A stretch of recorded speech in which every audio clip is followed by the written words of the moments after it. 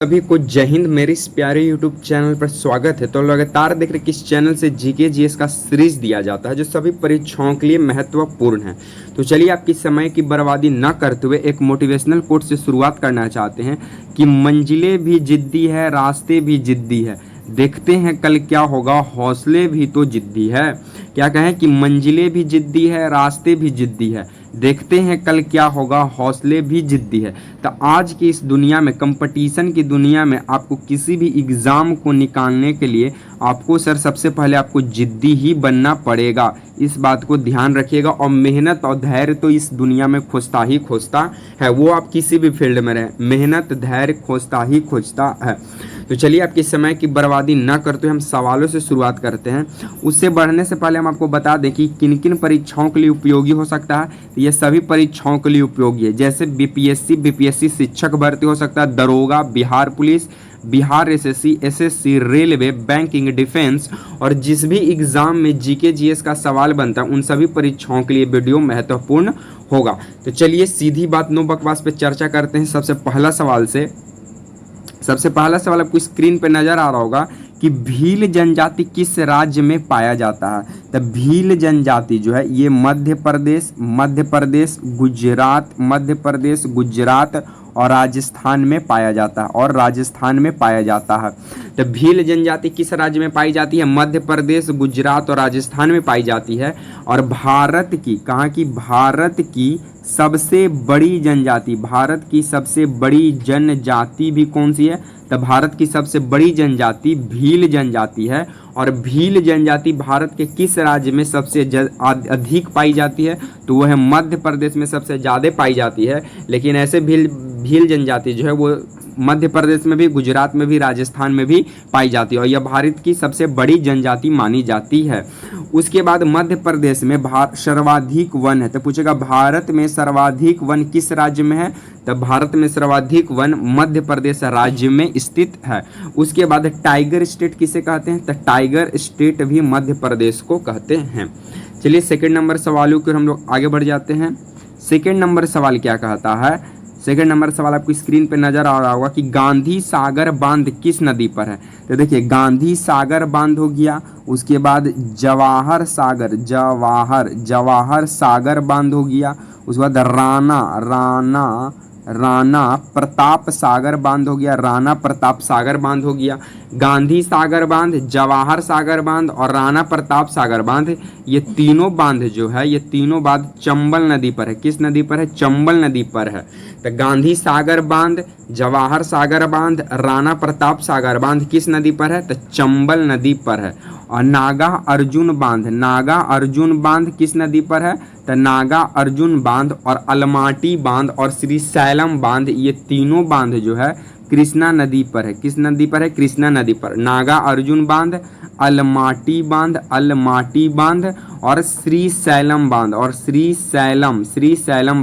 ये तीनों बांध किस नदी पर है? कृष्णा नदी पर है। चलिए तीसरा नंबर सवालों की ओर हम लोग आगे बढ़ जाते हैं। तीसरा नंबर सवाल आपको स्क्रीन पे नजर आ रहा होगा कि तालचर किस खनिज के लिए प्रसिद्ध है। तो सबसे पहले ये तालचर जो जगह है ये पड़ता है उड़ीसा में। कहाँ पड़ता है? उड़ीसा में। और ये जो है तालचर जगह ये कोयला के लिए प्रसिद्ध माना जाता है। किसके लिए प्रसिद्ध माना जाता है? कोयला के लिए। उसके बाद उड़ीसा में सर्वाधिक उत्पादन हल्दी का होता है। और हल्दी, लहसुन, उसके बाद प्याज हो गया, उसके बाद आलू हो गया, ये सभी तना से संबंधित सब्जी है, ये तना से संबंध रखते हैं। और तालचेर किसके लिए प्रसिद्ध है? तो तालचेर उड़ीसा में ये कोयला के लिए प्रसिद्ध माना जाता है। चलिए चौथा नंबर सवालों की ओर हम लोग आगे बढ़ जाते हैं।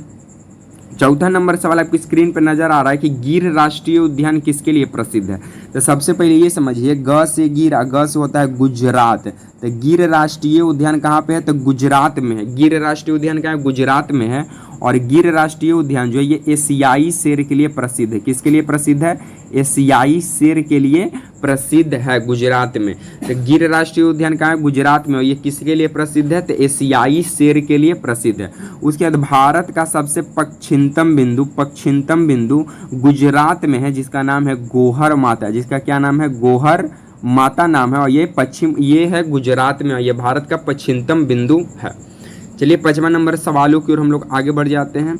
उसके बाद यहाँ पे एक और सवाल ध्यान रखिएगा कि कच्छ का जो रन है, क्या कच्छ का रन, कच्छ का रन, कच्छ का रन भी कहाँ है, तो ये भी कच्छ का रन जो भी है ये भी है गुजरात में। और ये जो कच्छ का रन है ये किसके लिए प्रसिद्ध है, तो ये गधा के, एशियाई गधा के लिए प्रसिद्ध है, जंगली गधा के लिए, सॉरी जंगली गधा के लिए कौन प्रसिद्ध है, तो जंगली गधा के लिए गुजरात का कच्छ का रन वन्य जीव अभ्यारण्य प्रसिद्ध है। चलिए 5वां नंबर सवालों की ओर हम लोग आगे बढ़ जाते हैं। 5वां नंबर सवाल कहता है कि माइटोकॉन्ड्रिया का क्या कार्य है। तो देखिए माइटोकॉन्ड्रिया का जो खोज किए थे, माइटोकॉन्ड्रिया का खोज करता है अल्टमैन, कौन मैन, अल्टमैन, अल्टमैन है। माइटोकॉन्ड्रिया का खोज कौन किया, अल्टमैन।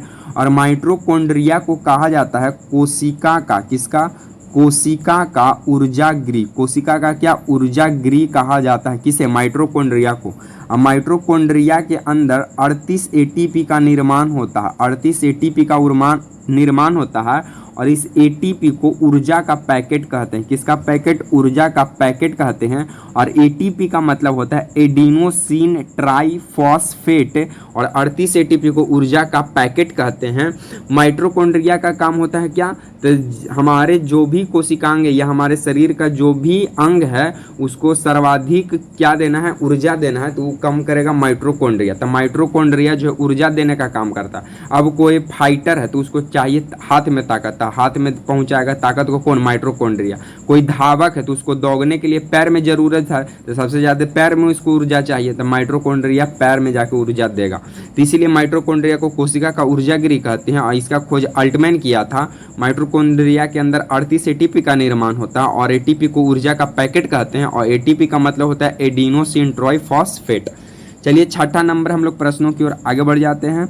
6ठा नंबर हमारा सवाल आपको स्क्रीन पर नजर आ रहा होगा, बोलता है क्या कि भारत में सबसे अधिक किस मृदा का विस्तार है। तो भारत में सबसे ज़्यादा करीबन 54% के भारत के क्षेत्रफल पर सबसे अधिक विस्तार जलोढ़ मृदा का है, किसका है, जलोढ़ मृदा का। और जलोढ़ मृदा भी भारत के सबसे अधिक किस राज्य में पाया जाता है, तो उत्तर प्रदेश में पाया जाता है। दूसरा नंबर पर यानी सेकेंड नंबर पे आता है लाल मृदा। सेकेंड नंबर पर भारत में सबसे अधिक किस मृदा का विस्तार है, लाल मृदा का, और लाल मृदा कहाँ पाया जाता है, तमिलनाडु में। और थर्ड नंबर पे आती है काली मृदा, और काली मृदा सर्वाधिक कहाँ है, महाराष्ट्र में। काली मृदा को रेगुर मृदा भी बोलते हैं और कपासी मृदा भी बोलते हैं, क से काली क से कपासी मृदा और रेगुर मृदा भी बोलते हैं। इसका सर्वाधिक विस्तार महाराष्ट्र में है और ये कपास की खेती के लिए मृदा उपयुक्त मानी जाती है। चलिए 7वां नंबर सवालों की ओर हम लोग आगे बढ़ जाते हैं। 7वां नंबर सवाल क्या कहता है कि दूध का पीला रंग किस प्रोटीन की वजह से होता है। तो देखिए दूध का जो पीला रंग है ये कैरोटीन प्रोटीन की वजह से होता है और दूध का जो सफ़ेद रंग है, सफ़ेद रंग, ये केसिन प्रोटीन की वजह से होता है। किसकी प्रोटीन, कौन सा प्रोटीन, तो दूध का सफ़ेद रंग केसिन प्रोटीन की वजह से। और दूध की शुद्धता को मापते हैं लैक्टोमीटर में, किस में, लैक्टोमीटर में मापते हैं। और दूध को दही में बदलता कौन है, तो लैक्टोबैसिलस बैक्टीरिया, लैक्टोबैसिलस बैक्टीरिया दूध को दही में बदलता है। और केसिन प्रोटीन को रेनिन एंजाइम, कौन एंजाइम, रेनिन एंजाइम पचाने का काम करता है। तो दूध का पीला रंग कैरोटीन की वजह से, दूध का सफ़ेद रंग केसिन की वजह से। दूध को शुद्धता किस में मापते हैं, लैक्टोमीटर में। और दूध से दही में कौन बदलता है, लैक्टोबैसिलस। रेनिन को कौन पचा, ये कैसिन प्रोटीन को कौन पचाता है, तो रेनिन एंजाइम। चलिए 8वां नंबर सवालों की ओर हम लोग आगे बढ़ जाते हैं। 8वां नंबर सवाल क्या कहता है कि भारत में पहला सूती वस्त्र का कारखाना कब लगा। तो भारत में पहला सूती वस्त्र का कारखाना 1878 में वेस्ट बंगाल में लगा था और ये असफल रहा। ये कैसा रहा, ये असफल रहा। दूसरा जाके लगता है 1854 में, ये लगता है मुंबई के अंतर्गत और इसकी स्थापना करते हैं काबस जी नाना डाबर जी नाना करते हैं, काबस जी नाना जी डाबर करते हैं 1854 में मुंबई में सूती वस्त्र का कारखाना, जो कि सफल होता है, जो कि क्या रहता है, तो सफल। तो पूछेगा भारत में पहली सूती वस्त्र का कारखाना था 1818 में पश्चिम बंगाल, जो कि असफल रहता है। दूसरा 1854 मुंबई में काबस जी नाना करते हैं और ये सफलतापूर्वक सफल हो जाता है। चलिए इस सीरीज का 9 नंबर सवालों की हम लोग आगे बढ़ते हैं। 9वां नंबर सवाल कहता है कि भारत किस खनिज में आत्मनिर्भर है। तो जो भारत है ये अभ्रक खनिज में आत्मनिर्भर है, और अभ्रक जो है ये विद्युत का, किसका, विद्युत का कुचालक है, कुचालक है, परंतु ऊष्मा का, किसका, ऊष्मा का सुचालक है, सुचालक है। तो भारत किस खनिज में आत्मनिर्भर है, अभ्रक, अभ्रक को बोलते हैं माइका। तो माइका या अभ्रक में आत्मनिर्भर है, और माइका या जो अभ्रक है ये विद्युत का कुचालक होता है और ऊष्मा का सुचालक होता है। और भारत में कौन सा राज्य माइका या अभ्रक का सर्वाधिक उत्पादन करता है, तो झारखंड का कोडरमा जिला, कौन जिला, कोडरमा जिला। और झारखंड का जो जादूगोड़ा जिला है, जादूगोड़ा जिला जो है ये यूरेनियम खान के लिए प्रसिद्ध है, यूरेनियम खान के लिए प्रसिद्ध है। तो चलिए इस सीरीज का लास्ट प्रश्न 10वां नंबर की ओर हम लोग आगे बढ़ जाते हैं। 10वां नंबर सवाल क्या कहता है कि ऑपरेशन फ्लड किससे संबंधित है। तो ऑपरेशन फ्लड जो है ये दूध से संबंधित है, इसे दुग्ध क्रांति भी कहते हैं। और ऑपरेशन फ्लड को लाया था कि सबसे ज़्यादा दूध में क्या किया जाए, वृद्धि किया जाए, सर्वाधिक दूध को क्या किया जाए, उत्पादन किया जाए। और ऑपरेशन फ्लड का जो जनक माना जाता है उनको वर्गीस कुरियन को माना जाता है। किसको माना जाता है, वर्गीस कुरियन को माना जाता है। तो ऑपरेशन फ्लड का संबंध किससे है, तो दुग्ध उत्पादन से संबंधित है। ऑपरेशन फ्लड का जनक किसे माना जाता है, वर्गीस कुरियन को माना जाता है। आप ये बताइएगा कि गुलाबी क्रांति किससे संबंधित है, गुलाबी क्रांति किससे संबंधित है, इसका आंसर आप लोग कमेंट बॉक्स में कमेंट कीजिएगा। अगर आपको वीडियो पसंद आता है सर तो लाइक, शेयर एंड सब्सक्राइब करना ना भूलें। इसी तरह के सीरीज के साथ आपसे मिलेंगे नेक्स्ट वीडियो में, तब तक के लिए आप सभी को जय हिंद।